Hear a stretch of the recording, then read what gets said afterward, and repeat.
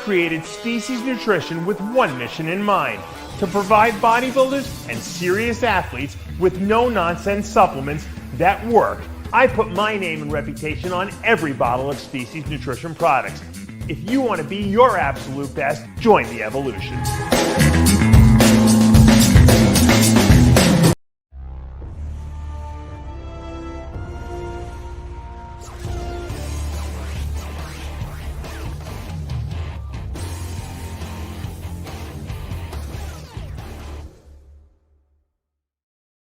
And we are live here with another edition of Heavy Muscle Radio. I'm Dave Palumbo, joined by the technician, Chris Aceto. We'll have a special guest coming on a little later. And Chris, we are inching closer to the Olympia every single week. I can't believe how fast it's going, to be honest with you. It's amazing. It's like it's here. Essentially, it's here. This is the 747s can see the runway, and we have, we have a lot of good bodybuilders, in descent. And I, for one, would not want to be sitting at the judges panel and trying to nitpick the gaps in physiques to be able to determine who's, 1 through 5. I know the people, on that panel can do it, but I wouldn't want to do it. There's a lot of pressure, right, on the athletes. And there's more pressure on the athletes and the judges. Right. But, you don't want to be on the panel when it's just a lineup like this. You know what, though, Chris? By the way, we're less than 3 weeks to go, so we're really getting into the nitty gritty of the contest season here in the Olympia pre-season. I want to also thank Muscle Tech for being our official sponsor of all the Rxmuscle coverage for this entire lead up to the Olympia weekend, and of course the aftermath. I will, Dave. Tell Muscle Tech. You wear their original jacket? I have a jacket from 2005 that they gave me. It's not as old as my Mercedes, which, by the way, I got back in action. I took it. Dave, you know what's so funny? My 4-year-old broke the blinker, the directional on my Mercedes. Oh boy! And you bring it in and they say, here, take this, take it out, and it's gonna be like 8 days to fix your blinkers. Right. They have to order because your car is so old. They got to order the parts. No. They want a con job. They want to get you so comfortable in that car that when you drive it back. Oh, you mean they give you a replacement car? I got you. Okay. Yeah, they give you a fantastic replacement car, and what they want to do is they want to bamboozle you so that when you come back, you say, hey, what are the payments on this? Why am I driving that? What are your? Have you been bamboozled yet by it? No, but I do have on my car a cassette player, and the girl's like, Dave, she's like 19, and she said, anything else you'd like done to your car? And I said, can you switch that cassette player out for like a Bluetooth? I was going to say, do you even know how to use? They probably had to give you a lesson on how to drive that car out of the lot. There's no way you know how to put that. So I have Mercedes. There's no way you know how to put that car in park. There's no way, because you got to push a button, right? That's right. Dave, you should have. Rxmuscle should have been there when I was driving it off. Like Chris is trying to turn the key off. There's no key. I'm gonna. I guarantee. Dave, my key goes into the ignition. Don't lie. Tell me the truth. When you parked the car for the first time, did you just turn the button off, and that's how you put it in park? When you pulled up for the first time after you started, push the button. Yes. Yeah. He shut the car if he didn't, because he probably couldn't figure out how to put it in park. Guaranteed. Yeah, that's right.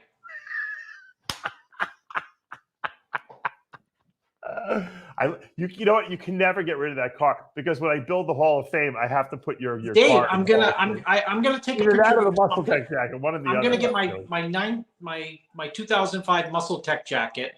Yeah. You know what's even crazier? I took a picture for Jay, because Jay got me that jacket, and Jay had got me, and I haven't used them much, but I was going somewhere with my kids. Right. I think I was going with my 17-year-old last year to the Olympia, and he had packed his clothes in a Muscle Tech bag. But the bag was from like 2004.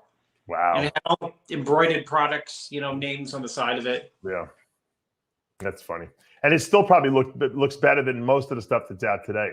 Well, they asked me, would you like to buy the new Mercedes? And I said, well, when they upped the prize money to the Olympia to $1 million, and Dave's upped my salary to $500 a year on this show, then I'm going to. That's funny. I'm going to splurge. What was I going to say about the? Hold on, we were talking about muscle tech. Oh, when I saw Paul DeMeo for the first time in person, I met him in person. We talked about this a little last week, but I met him at my friend's store. He was doing a seminar there in Long Island with Scott Conley, and he was wearing this Metrex jacket. It was like a leather jacket with, remember the leather, and it was embroidered on there. And I'm like, man, I would love to have one of those jackets one day. So when I actually started working for Metrex a couple of years later, I told him, I said, look, do you guys have any of those leather jackets you were giving out to like the top athletes at the time? He's like, we stopped making them, but I think we have a couple. I think we only have like a XXX, which at the time I was 300 pounds, which is what I needed. So I actually got one, and I still have it in my closet. You know how like sometimes you go through your closet and you clean and stuff out? So I went and put the jacket on. I look like I'm wearing Big Sean Allen's jacket. It's so, I'm 100 pounds lighter, Yeah, just 100. Yeah, just 100. Seriously, the only thing funnier than that was and it wasn't funny, but I was going to a funeral, and I saw Jimmy Quinn at the funeral, and I think he told the story. And he was walking towards me. I didn't know it was him. And someone said, "Who's that guy with that big suit on?" And I looked up and I saw Jimmy. I said, "It's Jimmy Quinn. He probably is too cheap to go buy a new suit." Oh, he was wearing the suit from when he was gigantic. Yeah. Jimmy's like you. He doesn't like to spend any money whatsoever, like on himself. Yeah, he'll spend it on his kids and stuff like that, but he won't spend on himself. Yeah, I spend on my. Yeah, I know you Dave, do. You know what's silly, Dave? I'll leave you with this. What? I'm so tight. It's true, I am, but I'm not on family. And you know what? I was going to tell you this before the show started. Yeah. And I'm not. I am the tipper of tippers. No, I know when you are. I tip like crazy.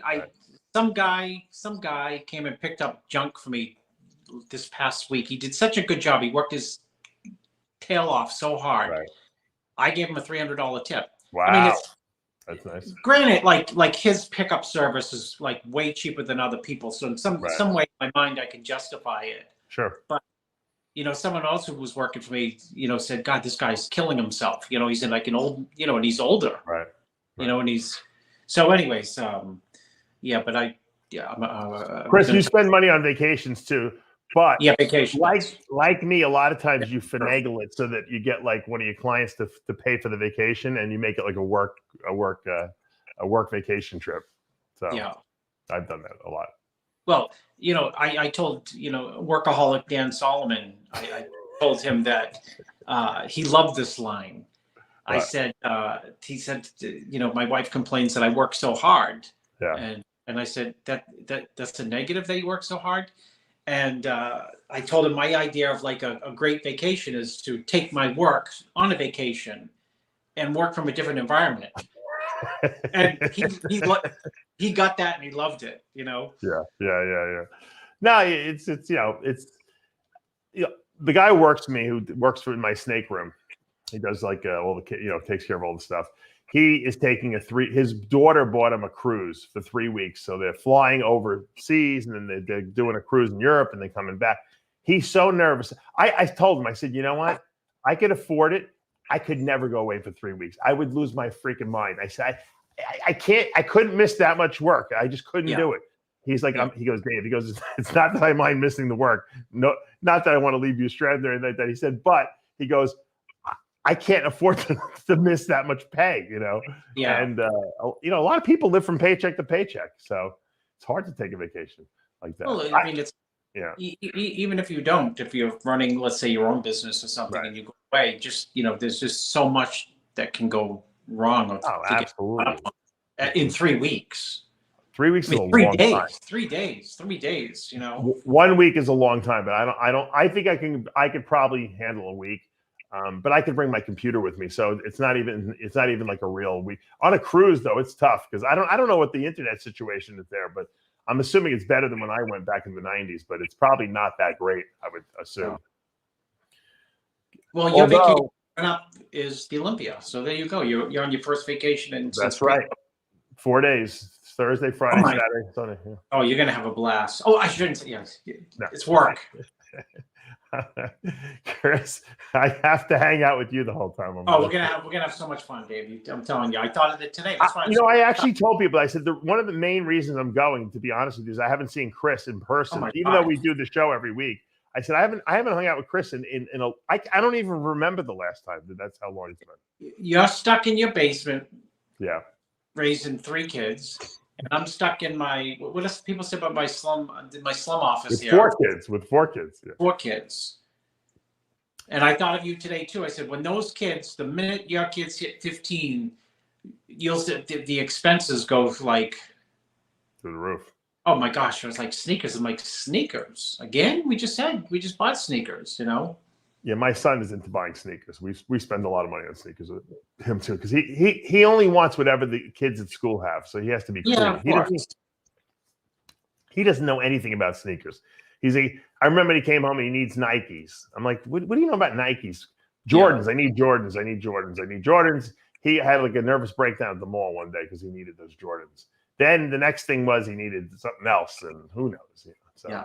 Well, pretty soon time will fly, Dave. He'll want a car. Well, the good thing about I'll sell him mine. I think I'll sell you mine. All right, I'll buy your old Mercedes.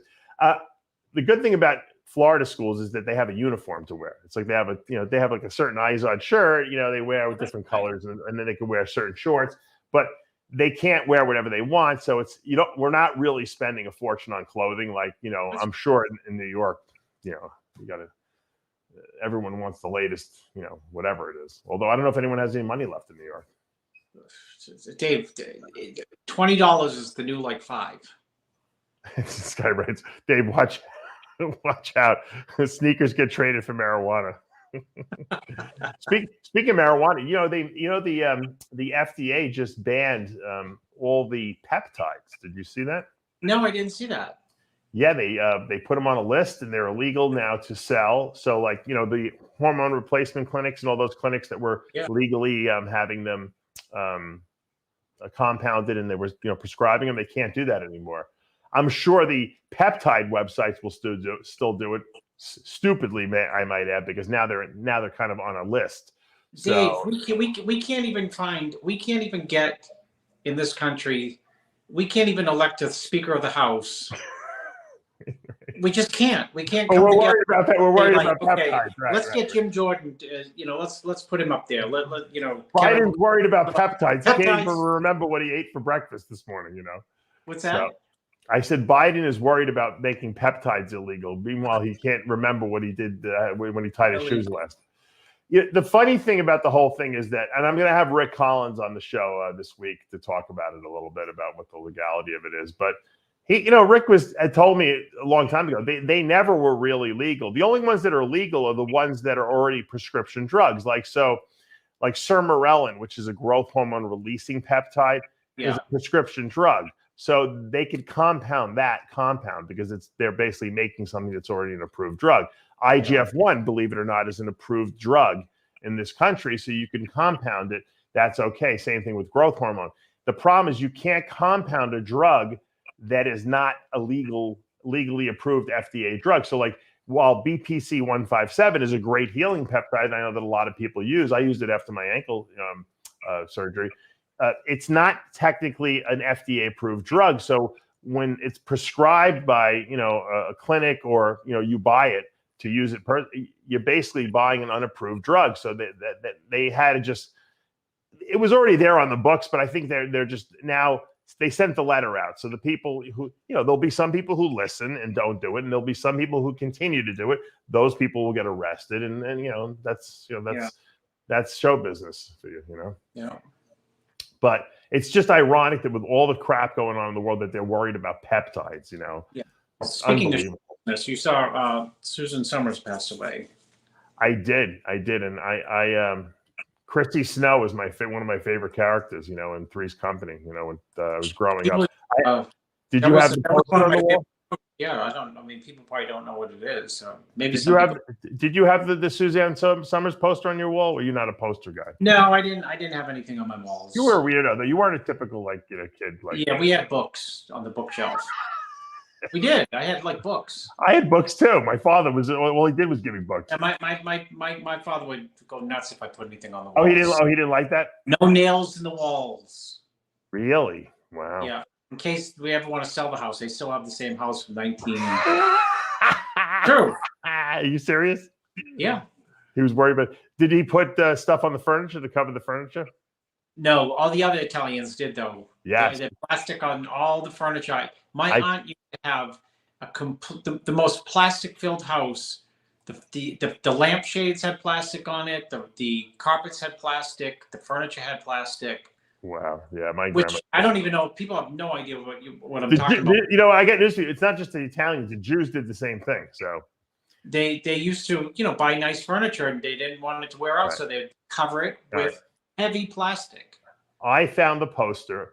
I got to tell you, the internet's an amazing thing. I found the poster that I had on my wall probably for a good 10 years. It might have been longer because I think when I left for college, I never took them down. This was the poster, Chris, that was on my wall. The exact poster. I remember it. I know every inch of this poster. Dave, you it's too bad you never interviewed her for It looks like my poster. This might have been my poster on the wall that they took a picture of. I'm serious. This poster was probably up in the house until maybe 5 or 6, maybe 10 years ago. Who did you like more, her or Farrah Fawcett? I liked her more. I did.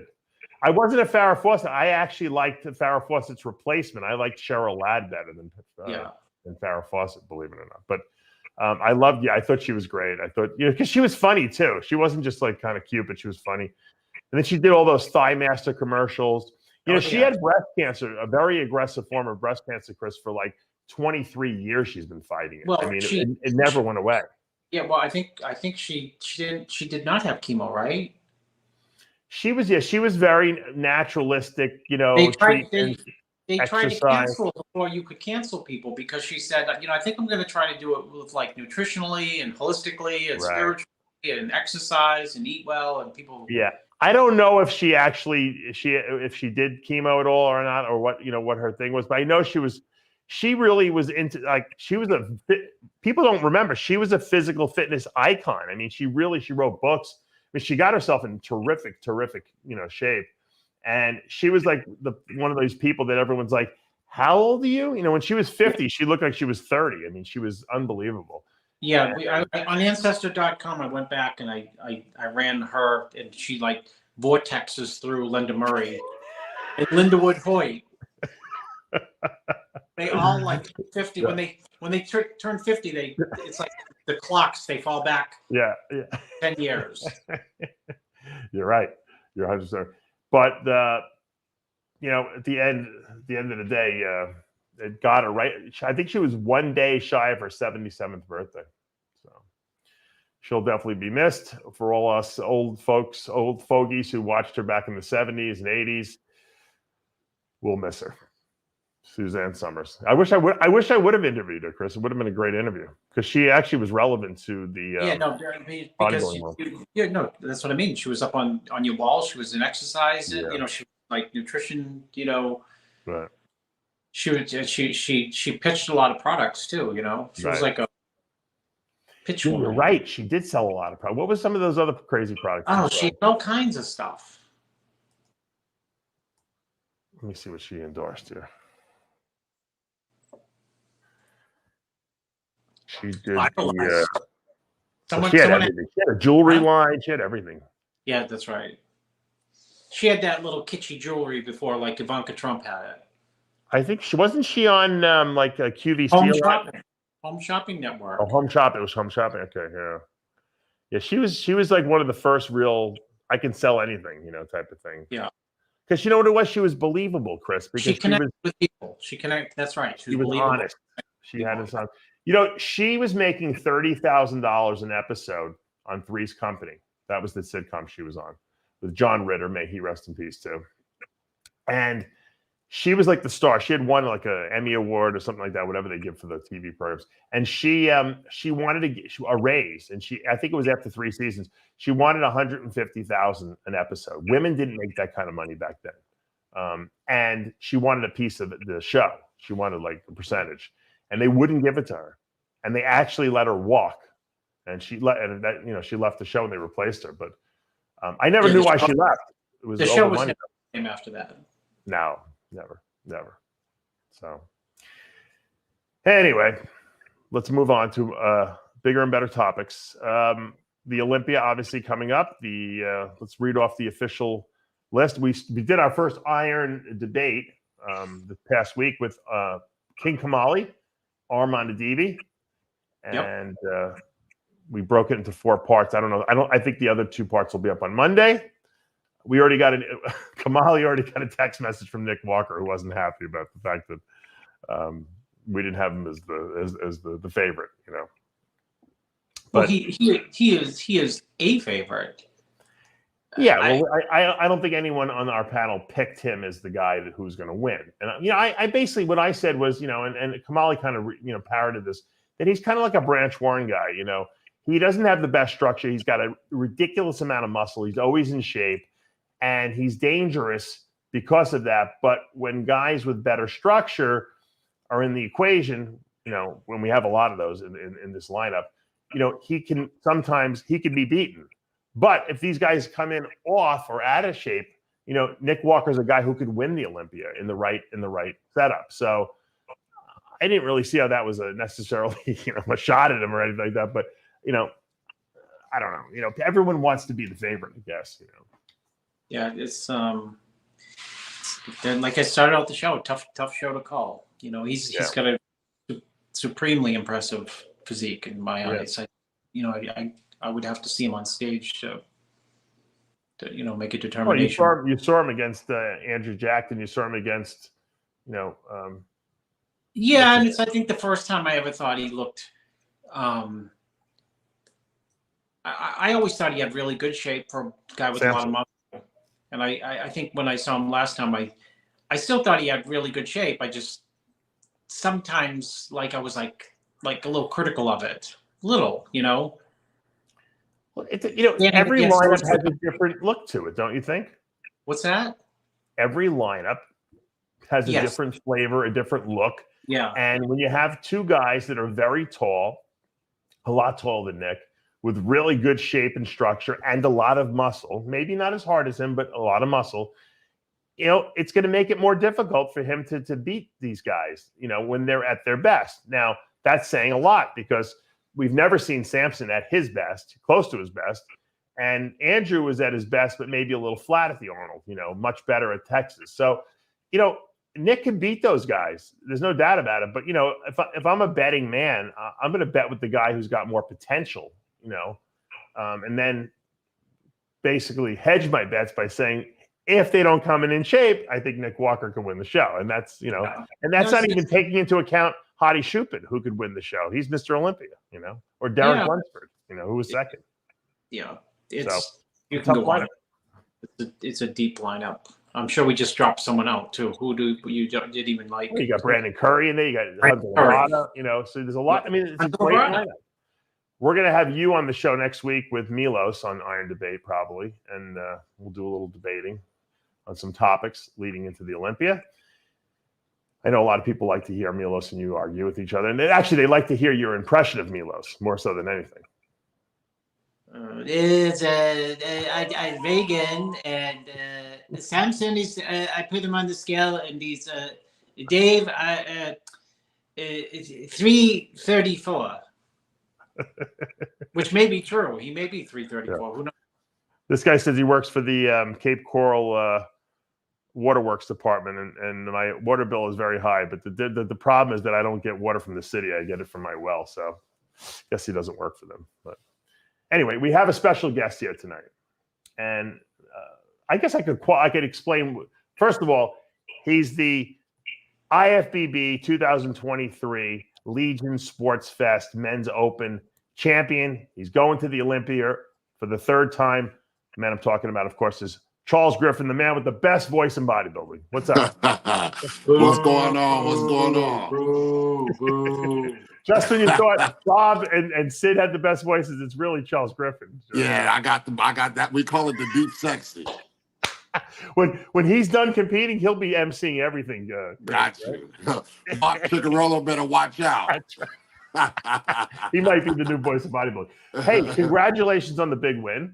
Thank you, brother. Thank you. You had to be super psyched about that, right? Man, I'm like, I'm on cloud nine. You know what I mean? With the year that I had and coming back from the pec tear. And what happened? Tell us about that pec tear you got. Man, the pec tear. So basically, I had the 170-pound dumbbells, and they're not flush. The dumbbells are not flush. They're like the dumbbells are like the big dumbbells. Then it got like the little ones adding up the weight. And I was coming up off of my leg, and it slipped off of my leg wrong. So I tore the pec going up. It wasn't me actually pressing. It was just going out this way. And what happened was, the muscle belly, it tore in the muscle belly, and you can't have surgery in the muscle belly because it'd be like doing surgery to ground beef. So I just had to let it heal on its own. Wow.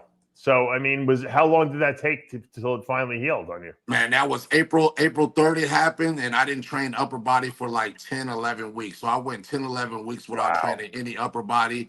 And what I did was I trained legs 3 times a week. I wonder why your legs got so good. Yeah. So, they gave me grapes and I made wine out of them. I had to do what I had to do. You know what I mean? I'm going to pull up a little video here, Chris, of Charles. You tell me what is it your right pec? It's my left one.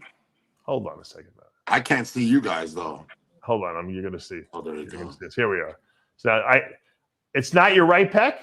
No, it's my, oh yeah, no, in the video right now, it's the one. Oh, it's reversed. It's the one on the left side, right? Yeah. So this is the new way of me hitting it. So it doesn't have half of my pec coming over. So I'm not all the way flexing it to keep the more symmetry in it. I can't tell very much. I see it, but I mean, it's not detracting in any way. What do you think, Chris?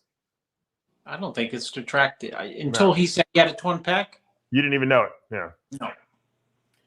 Yeah, you got lucky. I'll tell you one thing, Charles, though. I'm sure you're never going to make this mistake again, though. You have to have a spotter when you're lifting that kind of crazy heavy weight because weird shit happens when you pull dumbbells off the floor and, they're heavy. Yeah, they're heavy. That was always my thing, my whole thing. I never had a spotter. Like if I could, because I was doing that weight normal, that's 12, 15 reps right there. Right. It just came off my leg wrong. It wasn't the weight. It just came off my leg wrong. Even with a spotter, the spotter wouldn't have been able to do nothing with that unless they handed them to me. If they that's why you need a spotter that hands them to you.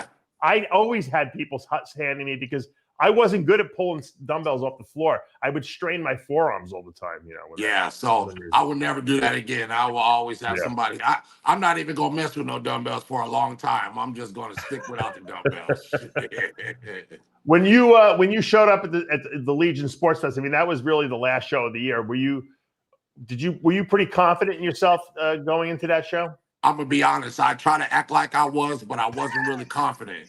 You know what I mean? Like I even told my fiance right before we're at athletes meeting, I was like, I'm gonna be straight up real with you. I'm not even confident. I don't feel like myself going in here. And she tried to give me a pep talk, and then I got mad at her for trying to tell me some stuff, and she was actually telling the truth. You know what I mean? And I messaged Matt, and Matt was like, "Buddy, Hunter has the same deal that you had. He played for this and that. He just kept talking to me. So I still wasn't confident. I wasn't confident. When I got confident was after I did my 30 seconds by myself on stage. I had a friend send me a video. My fiance sent me pictures, and I was like, holy shit, that's how I look. And then Matt said, you're the big dog at this show. You need to go out there and act like it. And then after that, it was over. Yeah, let me pull up the top 3, Chris, which we handicapped. That was Justin Rodriguez on the left, that's you in the middle, and John Jewett. And you beat these guys pretty impressively. Now, I heard there was a little controversy after prejudging. right after, I guess right before you get off stage, were you like fist pumping in the air? Because I'm sure you were psyched that you pulled it off, right? Yeah, man. You know, everybody knows how Charles is on stage. Everybody knows how I'm on stage. I'm like very into it. I'm very like, that's my energy. That's how it always is. Right. And after the prejudging, I stayed in the middle the whole time. Right. I stayed in the middle the whole time, and they said that concludes prejudging. So then what I do was I just got happy and showed some aggression, like, because that was a whole year of doubt. That was a whole year of being kind of like depressed. That was a whole year thinking everything was over. It just came out. And that's how I'm always is on stage. I'm never disrespectful to any of the athletes. Never. Like, that's like, I give some of the athletes too much respect because I'm looking at him like, dang, he looks good. And he ends up getting third call outs. You know what I mean? But that's just me giving respect to all the athletes because we all grind. And then Justin Rodriguez came behind me. It's not over. It's not over. He kept saying it's not over. And I'm trying to keep my mouth closed. And he said, it's not over. And then all of a sudden I look at him, I said, it's over. And then what he does was he hit me with a low blow, man. And me and Justin was real cool. We were cool and everything. He hit me with a low blow. He gonna tell me to fix your chest. And I was like, wow. Oh, really? He went right there, huh? Yeah, he went right there. And I'm like, dang, you being a pro bodybuilder and you know about injuries, and for me to come back on the stage, you hit me with that low blow right there. So what I did was I told him to fix his whole body. You know what I mean? That's what I told him, to fix his whole body. And then I walked away. Yeah. And I walked away, and then, you know me, I was like, I don't like how that ended. I'm cool with Justin. So I try to go back and talk to Justin, shake his hand. No, I don't want to shake your hand. He getting all aggressive. Mac Charles had to get in front of us. And he got all in his feelings because in the athletes meeting, he said he was going to win. He posted on Instagram, said number 81 is the winner, this and that. He kept saying that. So to lose to somebody that tore his pec at the beginning of the year, and I smashed him, like, you know, it was not even close. I would be upset too, but I wouldn't have took a low blow at me. You know what I mean? I mean, Chris, you said it. I mean, Justin was not at his best at this show, right? Yeah, I mean, it's, you know, it's unfortunate. You know what I mean? These shows, even if it's dead close, you know what I mean? I mean, Charles, you've been in shows where, right? It's like you get second place. Yeah. You know, and you get second place, and a lot of people, you come off stage, and a lot of people say, I think you got it. And you're like, you know, you're hedging your bets. You're like, I got to hear, you know, you got to hear, like you at the show, you got to be like dead center and never move to really know, okay, I did. That's why he was happy, Chris, because he didn't. But the point is even if you're in a close show, it seems like the show wasn't close. Even in a close show, right? You know, it's always better to keep your mouth quiet because, you know, emotions run high when shows are close. Yeah, and it wasn't even close. You know, that's the whole point. You know what I mean? So, right. You know, it's always but you remember when Phil and Kai used to compete against each other? They all, you know, Phil would be like fist pumping, going crazy after prejudging, you know, to get the crowd riled up and stuff like that. I think that's people like that. That's I don't think that's grandstanding as much as it is just, and then he tried to say your enthusiasm, you know. And then he tried to say he's not blessing. Like blessing wouldn't even went there about my pec. Blessing is all about talking junk, but he talks junk the right way. Blessing wouldn't even came like that. Blessing's not disrespectful in that type of way. You know what I mean? Like, well, he's a comedian. He's a comedian. The junk talking between me and Blessing, it was fun. That's all love. Like everybody said, the beef. I'm like, there's no beef between me and Blessing. That's just on the stage. We're just going against each other. So Blessing wouldn't even went there. He like Justin said, I'm not Blessing. I'm like, what does that mean? You know what I mean? Blessing beat me. You didn't beat me. So what's that? Yeah, I know you're not Blessing. Did you think that at any point? Hold on, I got to do my Howard Cosell voice for Chris. Charles Griffin, at any point in this argument, were you concerned for your health? Like this might possibly escalate to the Thriller in Manila? No, not at all. Not at all. Because, you know, I was so focused on getting that Olympia qualification. After he didn't want to shake my hand, I turned around and I was like, let's go get rested up for finals so I could come back and you know, finish the job. Yeah, you know what? When I want to just explain something to people. When you're on stage and you have so much emotionally invested in what you just did, the contest diet, the prep, however you get to the show, the tanning, the whole situation, that your emotions are very charged up. And I can understand how guys get upset, and they're temperamental, and you guys are hungry, and and you're starving, and you got the Olympia coming up. It's the last qualifier. There's a lot of nerves that go on there. And sometimes people say things, I think most of the guys in our business are pretty nice guys. I think sometimes they just get overwhelmed. That's and my I think first time. He probably knew you beat him because you were in the middle the whole time, and it was bothering him. And then he misinterpreted what you were doing as you grandstanding when you really weren't. You were just excited because you overcame so many obstacles this past year. Yeah, that's all it was. And in my about to be 9-10 years of bodybuilding, that's my first time ever having a problem with any athlete. So you know what I mean? Right.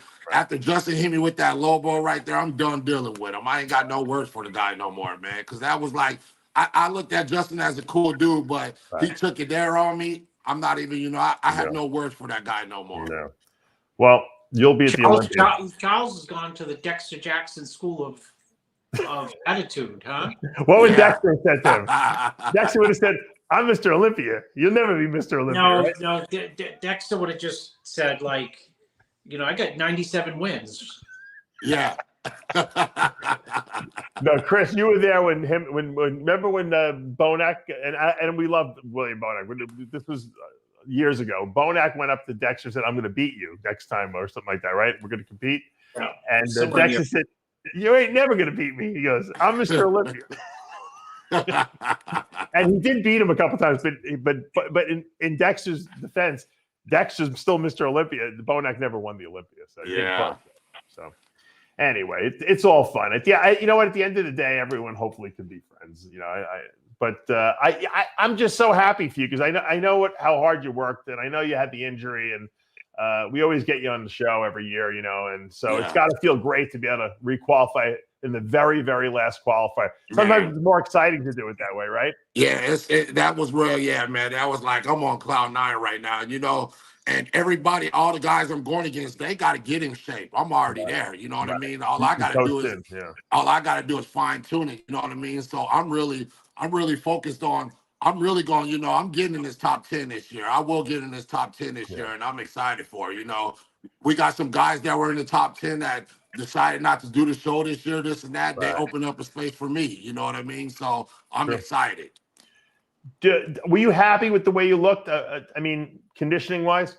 Oh yeah, that was one of my best condition wise right there ever. You know what I mean? Like I knew we had to play to my strengths, not knowing how the pec was gonna look, this and that. So we just said we just got to get hard as nails shredded. I always come shredded condition, but we just wanted to push it a little bit more, and we were digging this one. Like the last pump workout, I'm usually excited, ready to do it.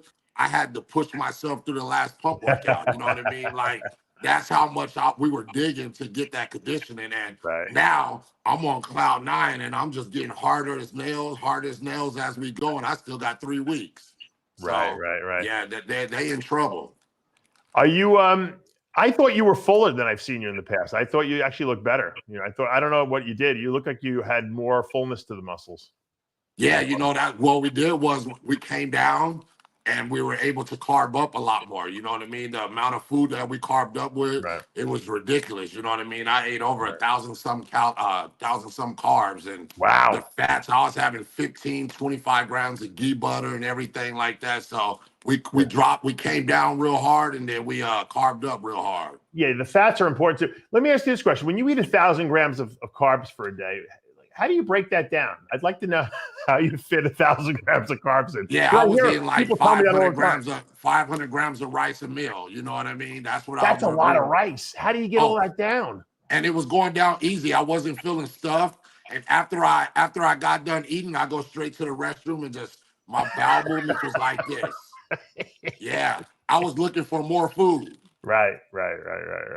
Yeah. Look, whatever you guys did, it worked, and you got less than 3 weeks to go, so it's not like you have to really suffer too much more, and you can kind of enjoy yourself heading into the Olympia. Are you?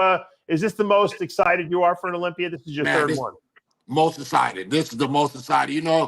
especially because my mom had my mom passed away, so her Sorry to hear birthday that, was yeah. her birthday was October 3rd, Oh and wow. then I competed October 8th, and the day she passed away was October 10th. So it was a Oof. real heavy emotional Wow. week.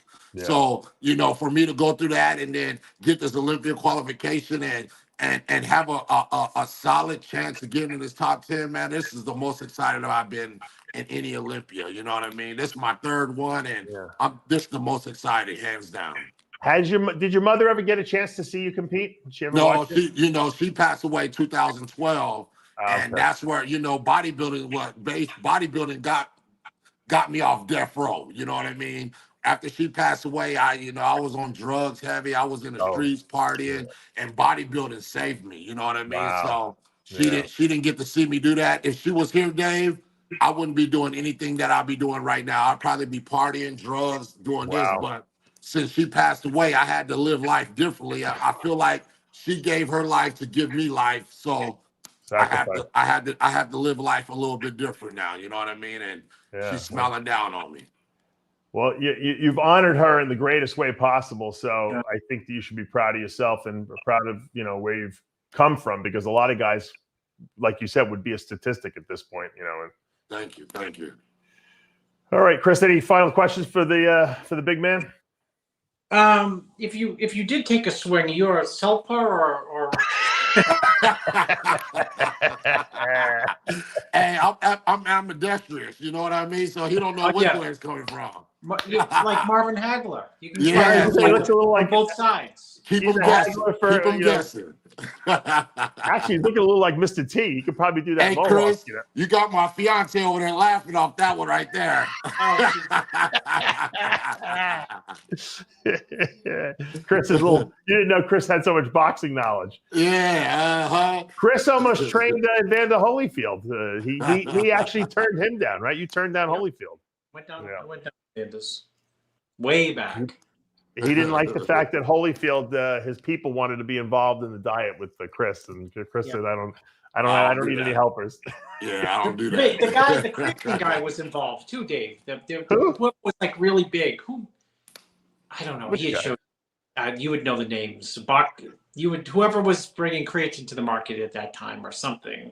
I'll have to go through after the show and figure out who was there, because he was there. Anthony Almada? No, old guy, kind of like almost like, who's the guy who started Nautilus?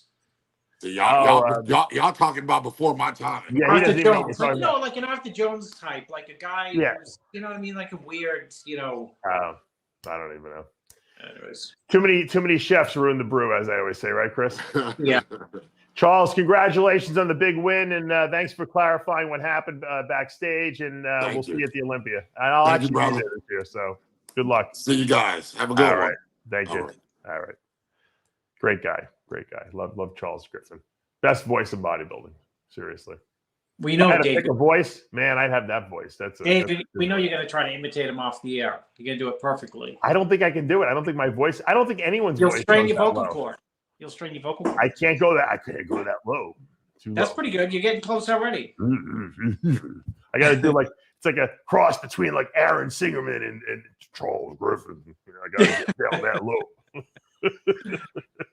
He's got a good voice, though. That's a good voice. That's a radio voice if I've ever heard. I mean, he could do like a radio show. He sounds like remember Wolfgang Jack? Oh yeah, Wolfgang. Yeah, Wolfgang. Whatever. Not Wolfgang Puck. Wolfgang Jack. Wolfgang Jack. Yeah, Wolfman Jack. Wolfman. It's Wolfgang Puck, Dave. Jack. I'm mixing up all my Wolfmans. My kids watch this YouTube channel called the Wolf Pack. Where you got Wolfgang Puck, Wolfman Jack, and Dennis Wolf. There you go.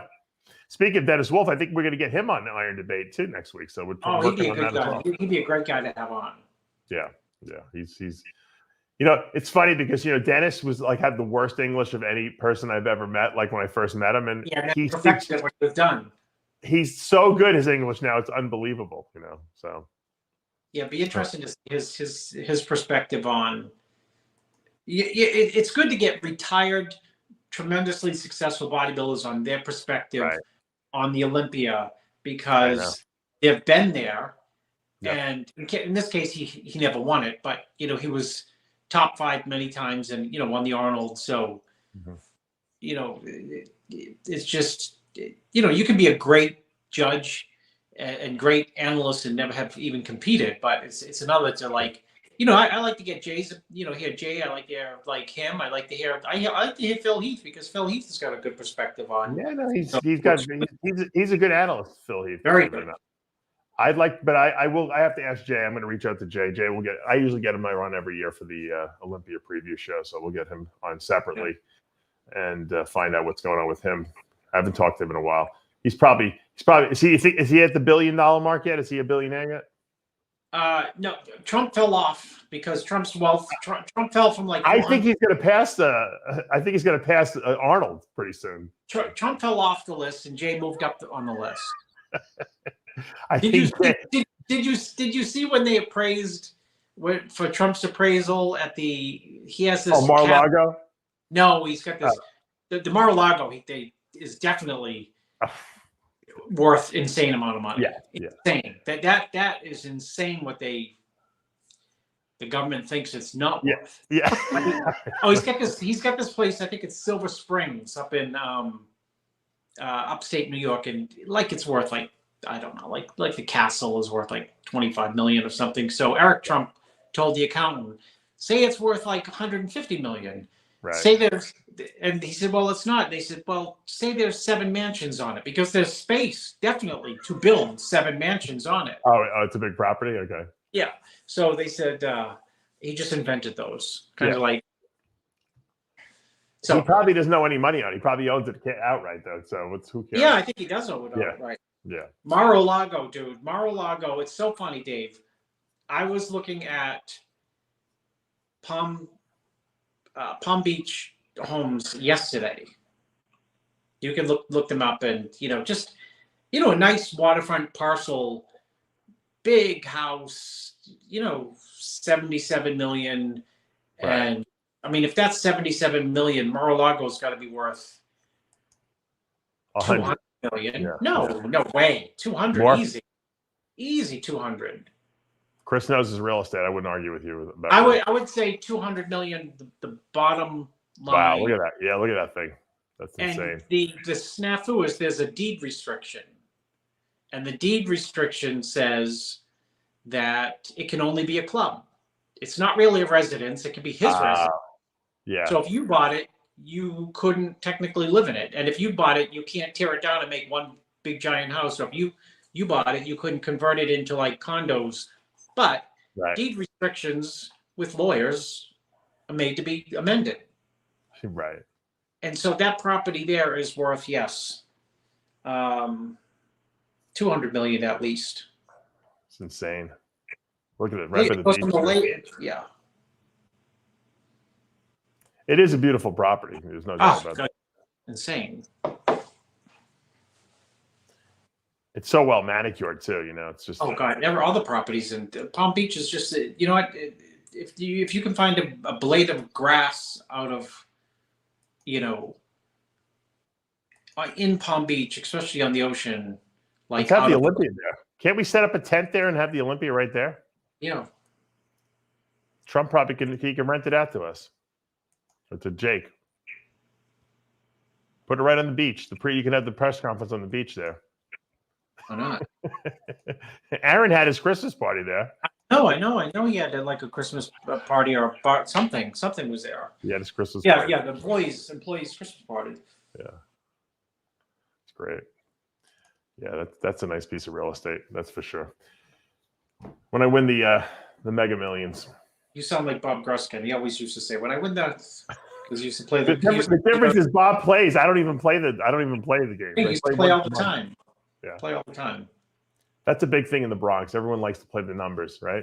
Yeah, that, and he used to go to the horse races too. He used to love that. Did he go to Roosevelt or Belmont?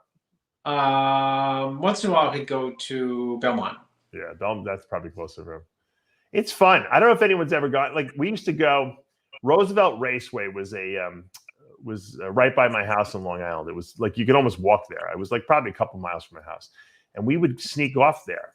Like after, like they used to have night racing, and it wasn't like real horse racing. It was kart racing. So the guys with the jockeys would be on carts. Harness racing. Harness racing. Yeah.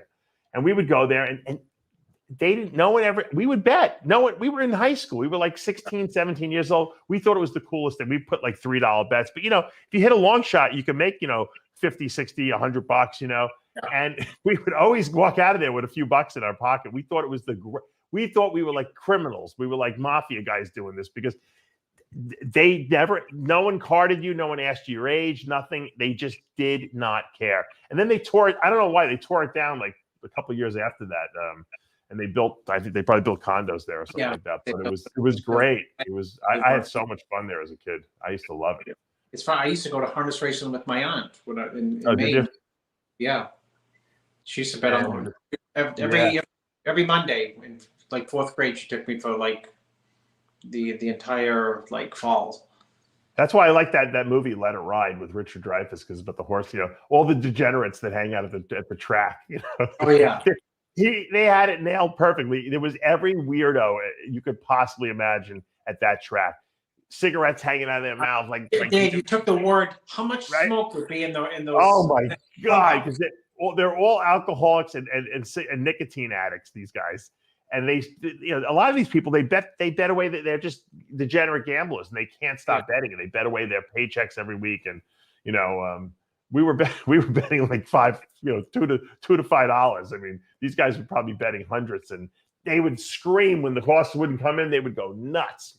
Maybe we should do a pool on the Olympia. You know what?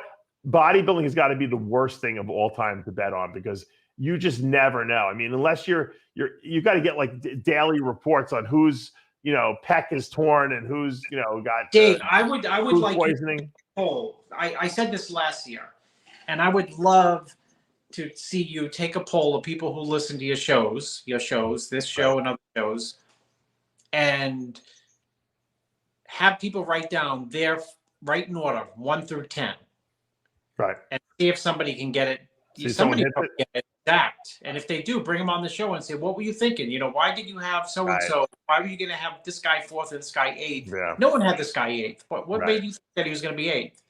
It's a good idea. I'd have to have someone. It could be some kid, who just fan of the sport of barely trains, or some old guy who says, "Well, I followed his Instagram and I saw that I liked his back double 3 weeks out." I need someone who's going to go through all the admissions to see who actually got it right. Yeah. But yeah, it's a good idea. Maybe we'll figure it out. I'll still no, because somebody would get like 1 through 5, someone would get 1 through 6, but to get 1 through 10 is hard to do. I got news for you. If you can do 1 through 10, you're pretty good. If you you got to be lucky too. And I bet that it might be luck, but luck is people win the lottery on luck. So I mean, if it's luck, it's luck, and you still want to hear the person's perspective on why did you have this guy 7th and this guy 10th and this guy 2nd. Right. If I hit all 10, they'd be like. And then Dave, whoever gets that, say that I had some insight. I had it fixed. Like I had someone throw their conditioning the night before so they could drop down a place or something like that. Dave, and whoever gets 1st through 10th like that. Like if we're doing a show and we're doing a show and like it's like it's a 2-day show, we're doing the radio show and it's like, gosh, we don't know, is Charles Griffin gonna win or Justin Rodriguez? Nobody really knows. You can call that guy and get him on the show and say, what, since you got the last year's Olympia 1st through 10th dead right, who do you think's gonna win? They'll be the new Jimmy the Greek, right? From yeah. There you go. It's a good idea. Let's talk about this lineup then we got going in, because a lot of people are asking me. Hadi Chupin, Derek Lunsford, Nick Walker, Brandon Curry, Samson Dowda, Antonio Burton, Ross Flanagan, Michael Crizzo, Phil Klahar, Andrea Presti, Hassan Mustafa, Justin Shire, Roman Fritz, Hunter Labrada, Andrew Jack, Kamal, Nathan DeAsher, Regan Grimes, Theo Leguera, and our good friend Charles Griffin. So it's a pretty stacked lineup. I like the fact that I don't like that some people dropped out, but some people did drop out. So it's smaller than it was, than the actual qualifier list. We don't have Big Ramy, we don't have Ian Valier, we don't have Brett Wilkins. So a couple of guys dropped out, but I think it's a small enough lineup that the judges are going to be able to really work these guys, Chris. Yeah.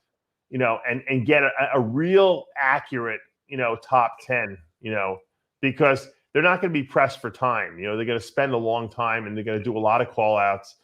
And I think we're going to, I think we're going to have a new Mr. Olympia crown. I don't think Hadi Chupin is going to repeat. What do you think? He's capable of repeating. He's fully capable, but just things I think have to go. Did you think Brandon Curry was going to repeat when he won the Olympia? No. Yeah. No. I just think things. Hadi can repeat. Hadi can repeat. He can, but I think he'll be pushed much harder than he was in the lineup last year. Yeah, the stars lined up really well for him last year in terms of way he looked and the way other people looked or didn't look. So, you got people coming on strong, lots of different people this year, and I think that frankly, I didn't believe it, and I think some athletes to some degree who were getting ready for the Olympia last year felt, and they probably would not admit it, that, I can't beat Ramy. And look where Ramy ended up. And True. Those people, everyone I think coming into this show is thinking, why not me? And, those people who are thinking, why not me, have some justification for that they can win. So the contrast in physiques is just too all over the place. The trajectory of which some of the people who are coming on have improved so much, it leaves the show not wide open, but it leaves the show that, doors are open for different people in the show. Mm-hmm. It's a different type of year that we're having, and I'll tell you why. Because when Ronnie Coleman wins the Olympia, he's the biggest guy on stage, the biggest, hardest, freakiest guy. How do we beat Coleman? Same thing with Ramy. Ramy was, people thought this guy is the biggest guy on stage. His only vulnerability was that his conditioning can fluctuate from year to year. But Dorian, biggest guy on stage. Jay, biggest guy on stage. Now you got a guy who wins the Olympia last year, Hadi Chupin, who's good and who's very dangerous and who probably is, gets harder than anyone else in the lineup. But he's not the biggest guy on stage, and he's not the tallest guy on stage, and that's why people see vulnerabilities in him. Now, he may not have any vulnerability. He might win, but we know that when a guy like Samson Dowda stands next to him, he looks, small and short. We know that when a guy like, Nick Walker stands next to him, Nick's got freak factor. We know when a guy like, Derek Lunsford comes in and improves, 20% from last year, which it looks like he has. I mean, he's dangerous. So Hunter Labrada, dangerous. So there's guys that are bigger and more dangerous than he is, but his danger is in his consistency. He's like Phil Heath. He never comes in out of shape. The guy is always consistent every year. He shows up at his best. He is now Mr. Olympia, coming in at his best. It might be hard to beat him. I don't know. What does the Chris Aceto intuition tell you? Do you think he gets knocked off this year, or do they go with the status quo and keep him another year? I think I agree with everything that you said, and I think at the end of the day, we still underestimate his density and condition, in relation to other people. And, density and condition is a really potent combination. Density is, you can have a lot of muscle density and have good condition, and you can have crazy condition with pretty good muscle density, but he's got both of those. So he's still, really dangerous. I don't think he should be underestimated, whatsoever. And I know you're not underestimating him, no. But I just hear a lot of talk about, like, I think we're talking about this show on paper. And that's why I agree with everything you said with your analysis. But paper is not the stage and under the lights. And frankly, I thought like last year, I thought like I didn't really think it was close between him and Derek because he was so much like denser and gnarlier, and Derek was unreal. Fabulous V taper, roundness, V taper, separation, condition. But it was just like, you think like, okay, Derek's going to beat him here, and you're like, well, oh, I guess not. Oh, Derek will beat him here. No, not there. Derek is going to beat him here. Not there either. So he's dangerous, Is And Hadi Choopan the first Mr. Olympia? He's somebody who's he's been up there for he's almost like a veteran now. I mean, it's what Nick Walker's third Olympia. I mean, Hadi's been doing it since what 18, 19, 20, 21? No, 19, 20, 21. It's his fifth. Yeah. He's a little bit more. Is Hadi Choopan the only Mr. Olympia who's ever had a beard? I think he is, right? Yeah. Little bit of another useless fact. Yeah, John Hansen would have to. John Hansen would say juice up wool coals, whatever the guy's name is. Arnold's favorite. Yeah. He is freaky, He's got a lot of mass on that body. Yeah. He's got a lot of mass, and he has, which people don't talk about, is he's very wide in the back lat spread. He's wide in the front lat spread too, but from the back lat spread he's super wide. So he's a short guy with width and a good V taper, no gaps in the physique. I mean, he's Mr. Olympia. It's not like Nick Walker stunk last year and Samson stunk and Derek stunk. You know what I mean? Yeah. They were all looked tremendous. Right. He doesn't have any gaps in his physique, and I think that says a lot about Mr. Olympia. They always look for someone who's complete, and he's very complete. You can't argue. When you're judging like last year at that level, you're looking for. You're not even looking as a judge. You're not even looking for the strengths. You're looking for who's got the weaknesses, so that I can eliminate them from being the winner. And then you know what I mean. You hone in. And getting back to your original question, would I, want to judge these guys on stage? I think that judges that have been doing this a long time, Steve Weinberger, comes to mind. I think he loves judging these things because it's like, it sucks to judge an Olympia where you kind of know who's going to win already because it's like a foregone conclusion. This show, he's going to have to work these guys, a lot to get a clear-cut look at who is actually the best up there. And I'm sure we're going to be arguing after prejudging about who should be winning and who's not winning and who didn't get good call-outs and who got good calls. So I think Steve actually enjoys this. I think a lot of the shows during the year he doesn't enjoy because he's got to fly 1,000 miles away. He's got to judge a show that's really not that important. But I think the Olympia has got to be the most fun show to judge. And if you're good at what you do, it's not scary, if you're a beginning judge, you don't want to have to judge the Olympia because it's too much responsibility. But for someone like Steve, I mean, he's been doing this his whole life. I mean, this is what he lives for. I mean, this is fun. And he likes giving his analysis of what he thought afterwards too, which is kind of good. A lot of judges won't tell you that. They won't be able to break down why they thought this guy deserved to win and why they didn't. And he can do all that. So I think we're going to get a really fun Olympia. I think the prejudging is going to be awesome on Friday night, and I think. Well, what's going to happen, Dave, is at the Olympia is what's so funny is, I mean, you're going to have good seats. I'm going to have good seats. You're going to be able to see what's going on, but unless you're, this show, when you watch it on pay-per-view, every fan is going to have their opinion on who the top score and in what order, and. At a show like this, you really have to handicap the show. You have to be in a good, close seat to be able to really see what's going on. Because if you're like if you're 20 rows back, you can't really see what's going on.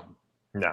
You get an idea what's going on. But if you're like, you have to be up to like within 6 rows behind the judges to be able to figure out like when you're there to handicap it. who is the best on stage? Who do you think the second is? Who's your opinion of, third? Otherwise, it's just, because people are so close and there's just so much to look at. When you're not that close, it's a hard show to, give your opinion on. Yeah. But everyone's going to have their opinion after the show. You know what I mean? You and I will be there and see, reporting what we saw, me, you, and Sid, and everyone in the, and their brother's going to be critical of it because they're going to see. Well, what we're going to be doing video. Is you and I and Sid will be at the theater. King Kamali, Armand, and Lee Priest will be on the live post-game show, which will be orchestrated by Tyler, our producer. So we'll have right after the live stream is over, we'll go right to the live post-game show. So you'll get to hear Kamali and his opinions on what happened with Lee Priest. They'll wrap up the show, and then Chris and I and Sid will do our wrap-up, and that will go up probably several hours after that. And we want to give you guys the maximum coverage of this Olympia weekend. Once again, sponsored by Muscle Tech. Thank you, Muscle Tech, for stepping up to the plate on that one. And like I said, I'm looking forward to seeing you, but we have a lot still to do for the next 2.5 weeks of coverage. Next week, we'll be doing another set of Iron Debates with probably, like I said, Chris, Milos, and we're still fielding the whole show. We haven't got a full panel yet. It could be Dennis Wolf, could be Dennis James, could be both of them. And we want to give you guys every bit of analysis leading up to the show that we could possibly have. And then, of course, the great coverage at the show. Chris, thanks for the memories, as they say. Looking forward to seeing you again. And thank you, Charles Griffin, for stopping by today and sharing what you shared with us and setting the record straight on the whole Justin Rodriguez little incident that went on backstage. If you guys have any opinions on that, put them in the comments below, as you always do. For now, we're out of time, as we say every week here with Heavy Muscle Radio. The truth hurts. It sure does. We'll see you again next week, guys. Take care.